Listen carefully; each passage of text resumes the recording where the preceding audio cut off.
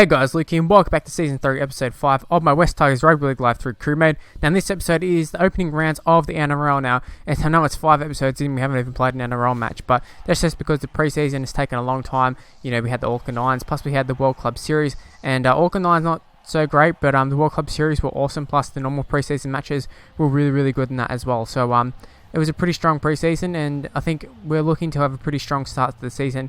Now, in terms of actual playing the games, I will say this wasn't the most smoothest season in terms of playing lots of games in a row, anything like I'd done previously. There'd been lots of huge breaks, so coming back into this sort of game after not playing for a while, it was a little bit challenging. But you see, David Clement takes his first proper hit up for the club. He played preseason games, but he hadn't played any proper NRL games there. And David Lofaluma makes a break down the wing there, but he was brought down pretty comfortably. And Kevin Aguama was the next person to make a bit of a break back on the other side. This was all in the first set, and we move on to the 7th or 8th minute or whatever, and there was some more chances for us. However, nothing really worked out, and it was just a poor set in general. I think we even had a penalty possibly, and we just total shit. Lots of running from the hooker position, and there was a mixture of Granville and whoever jumped in at the time. And see right there, that play went to shit. It was looking really nice up until that last pass, and then like I said, it went to shit really big time.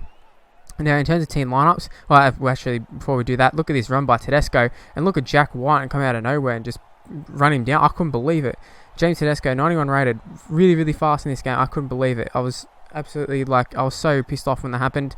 And then you see right here, well, not right there, but you see just before, we ended up throwing a guy over the sideline, which hasn't really happened too often, but when it does happen, I get so stoked when it happens, and it was just awesome. Now, it kind of glitched out the game a little bit here. Aaron Woods actually got held up, and you might have noticed there was no held up, no reaching out, and it took ages. It took an age for it to finally come up as held, and it did actually happen, and yes, he was held up over the line. It was such a confusing sort of play, but anyways, we benefited from it anyways. We didn't score a try, but the next play we got a penalty and kicked the goal of Curtis Sirinen, obviously.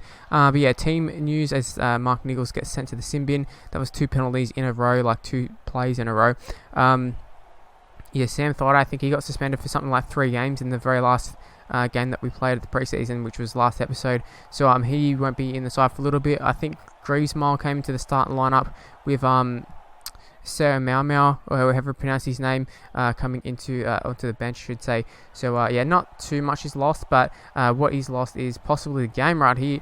Frank Paul Nuasalo just crosses just before half time, and when I say that the game is lost, I mean I don't mean in the sense that it's game over from here. It's just those sort of tries just before half time, they can be killer. They can kill off a side, especially when you go ahead and do this. You have the wind behind you, and you keep the shit out of the ball so far that it goes out on the full. So that was quite annoying. You see right here, we got really lucky. The ball does fall to Blake Austin eventually, but it was touched by one of our players, which could have stopped a potential try there.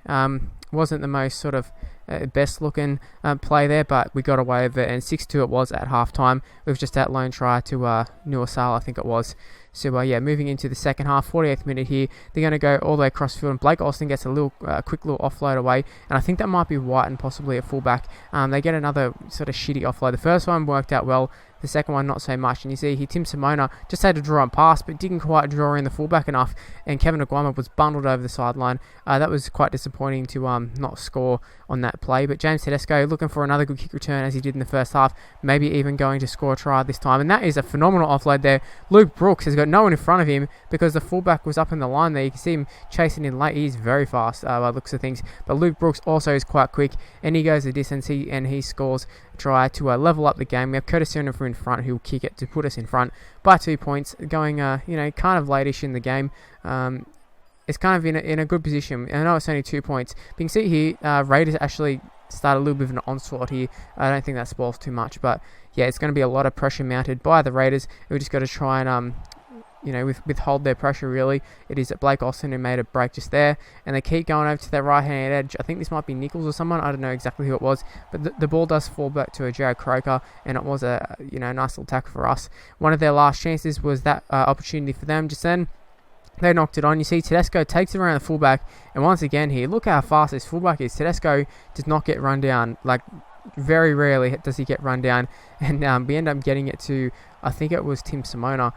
He didn't have the legs to go distance either, but Kevin Aguama just weaves his way through, gets past the fullback. Kevin Aguama is probably someone who wouldn't get run down, possibly, but yeah, that just puts the game to bed right there. It is 12-6. It is now 14-6 as Kurt Sirenen, he kicked that goal, and that is game over. As you can see there, we got away with that one, kind of. I mean, it wasn't the most impressive performance. Had we lost, it probably, like, if went 6-2 or whatever, and we had not scored, it would have been disappointing, but we came home. We came home strong, and that's the main thing. Now, taking a look at the other results, it's hard to tell who's going to be the strong side, but it looks like Eels and the Titans have quite strong sides, as well as, Broncos, Cowboys. But like I said, it's so early on in the this is the very first round, so, just look at the Eels. They seem to win every round one game by heaps, and then come out and just be total shit for the rest of the year. Anyways, moving on to the second game of this episode. Looking at the Roosters side, they got Jordan Turner. They had another guy, I forget his name, Cocaine. I think he was in the side last year. But yeah, it looks like they've sort of been raiding the Super League, which I'm not sure if it's a good or bad move. But Trent Robinson, obviously, he knows a little bit about Super League. I mean, he did coach over there. Sam Moa came from the Super League. I know he did play in a role previously, I think, for the Tigers, maybe even. But it was mostly a Super League name. So he's not foreign to the Super League talent. And you saw right there, that was an offload. Now, nothing really happened, but I want to show that clip just because it shows that we're starting to offload a little bit more now. We kind of play a bit conservative at times, sort of just bash it up through the middle with the forwards, and that is good. That's a good strategy. It's a nice, safe strategy, and you'd think it's a little bit of a strange strategy for me to change, considering it's worked pretty well. I know we haven't won a premiership, but we got very, very close last year. We were very close to getting it, and I think it's just time we change it up a little bit. We've got some skillful forwards. We do have the big guys like Clemmer and that sort of stuff, but yeah, I think it's time that we start incorporating some offload. Now this clip here, you can see there's a great little offload there, but mainly I want to show this clip just because a player gets absolutely hammered just there. And then you see right here another great tackle. I think this time it was, I don't even know who it was, Sam Mau possibly. I honestly couldn't tell you who exactly it was. And then there was great desperation, last tackle, great work from Curtis Siren, I think it was. First up, the pressure on the kicker, and sort of charging it down a little bit, and then following it up with another big tackle. Now Kevin Aguama went down the wing there a little bit, and he was eventually brought down. And you see right here, Chris Lawrence, off the back of that momentum from Kevin Aguama making a fair few meters there, he went to the other side and he just crossed over the line. Pretty simple stuff there from Chris Lawrence. I thought maybe we have to do a bit of a palm, and I sort of questioned whether to throw a pass or try and cut back inside or something, but we decided to just go for the dive, and it worked out really well. Now right here, James Maloney is sent to the sin bin. This is only a few minutes after scoring, so we backed up the try with getting a player sin bin, and we're looking to take advantage of it. Alex Glenn really should have done a lot better there. I think it's Tuivasa-Sheck wrapped him up pretty easily, just through the dummy. That's a few times we've done that now with Alex Glenn.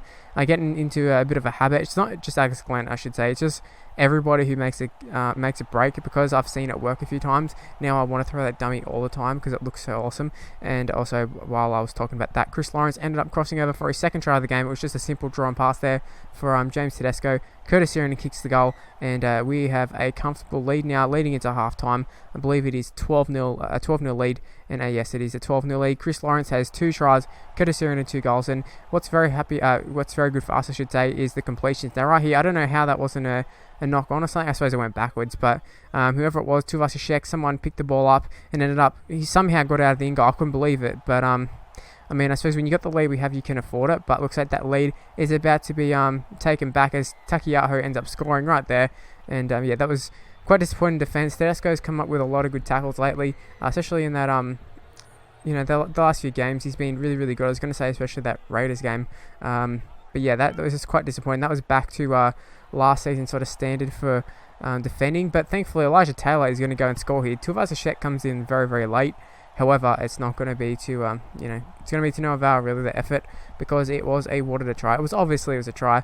Didn't even bother showing a replay of the put down or anything, because it was, like I said, so obvious. And it was great work from Elijah Taylor. Hit the gap first up, and then to take it around to Tuivasa-Sheck. He got wrong-footed, and that's quite funny. Tuivasa-Sheck usually the one going around them. This time he got stepped silly. Now this is possibly Tuivasa-Sheck on the ball again. He's been quite involved in the game, some good, some bad, but that's another brilliant tackle there. I was going to say another, but that was a brilliant tackle by Tedesco, kind of making up for the first one. Keithy Galloway off the bench comes up with a huge tackle, big red. a try saver. That was a try for all money in my opinion, but he comes up with a try saving tackle on his goal line. Unfortunately though, it was followed up by a bomb to Boyd Cordner, and he ended up scoring. So they do cut the margin down to 6 points after Maloney. He kicked this goal. It was a pretty simple kick for kick of Maloney standards. And then Dylan Napa here just palms off one player, and he is through. Can Tedesco chase him down? Yes, he can. That is a key tackle to James Tedesco. Not sure who it was who got palmed off initially. Maybe it was Greenville or someone, but you have to do better than that. That's appalling defense. You're just begging for them to score. Thankfully, Tedesco came up with a few key tackles in that set. Right here, Kevin Aguama has a chance to finish off the Roosters. Unfortunately, Tuivasa-Sheck comes up with a big tackle right there, and Roosters will live to fight another day. However, Luke Brooks, 5th tackle here. It is charged down, falls back to Simona, and now we're going to play some hot potato footy, and it's sort of opening up a little bit here. We can sort of just go into simple draw and pass stuff right here, and Glenn gets it to Chris Lawrence. What can he do? Get it to Nofaluma, cut back inside. There's a pump, but he is tackled there. I think it might be Daniel Tupou possibly.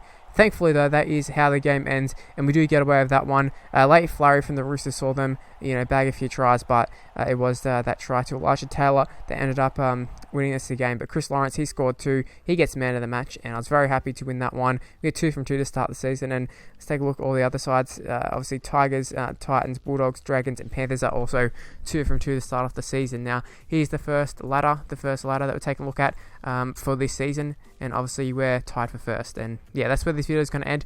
Hopefully you did enjoy it. If you did, please leave a like, subscribe to my channel, follow me on Twitter at Mr. Luke and YT, face the page in the description below, and I'll see you for next time. Bye guys.